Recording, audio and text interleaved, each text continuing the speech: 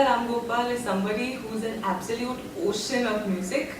There is nothing which she does not know. Mami has taught me and all of her other students, we don't just learn music, but we learn the values of music, which are, I would say, even more important than just learning music.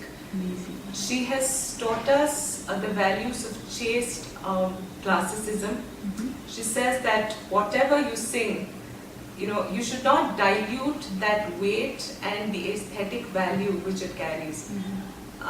For her, the composition is sacrosanct. So, if she teaches me one composition and if I sing it again next week in class, and if there is even a minor variation from what she has taught, I will get a huge reprimand that day, because the composition is sacrosanct, it needs to be sung as is.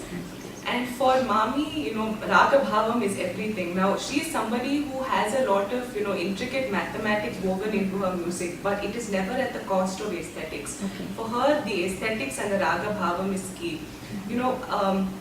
Couple of instances which have kind of made an impact on me, which I just like to share is, one, she said that every Raga Alapana needs to hit a point. And once you hit that point, it's okay even if you stop singing, because once you hit that point, once you've discovered what that point is, you've sung everything in the raga that there has to be sung. Taken that raga to that particular point. Exactly. And one more class which is always etched in my memory is, she was teaching me this padam. Padam, of course, is a very sophisticated form of composition and very difficult to master and very hard to sing. This was a Swadhitinnal Padam in the Raga Mathana called Valapu Tala Vashama Na Samiki. At the starting of the class, she said, this is like pure ghee. Imagine if you have a bowl of pure ghee, even one drop of something else is going to make it adulterated. Right. So, as pure it is made. Exactly. It has to be very, very pure. And the way she sang it was just, amazing.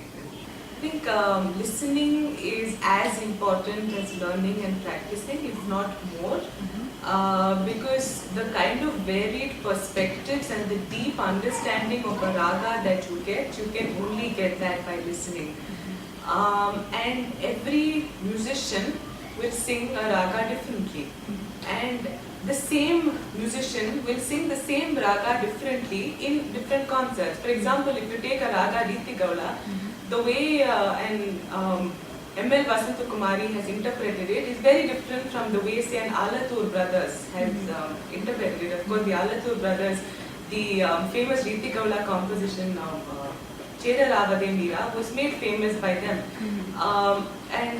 Say a musician like Semmakudi Srinivas Iyer, for example, the way he would sing a Riti Gaula Alapane before a Badalika Dhira would be very different from the way he would sing a Riti Gaula Alapane before a Dvaita Musukhama, again a composition that was immortalized by him.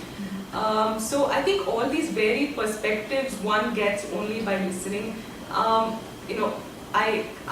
can't overemphasize the value of listening because it's that important. Even little things like when this great musician sings this phrase in a raga, how does he or she give their voice to ensure that the phrase comes out in the best, without cutting the words here and there. Exactly. Losing out the meaning of the phrase. Exactly. So I think all these little nuances is what we get by listening. It's also very important to listen and then discuss your findings with like-minded people. And listening is a wonderful process, and I can think of this Brindama CD, which I've heard 50-100 times, but every time I listen to it, I discover something new. So I think that's the beauty of listening.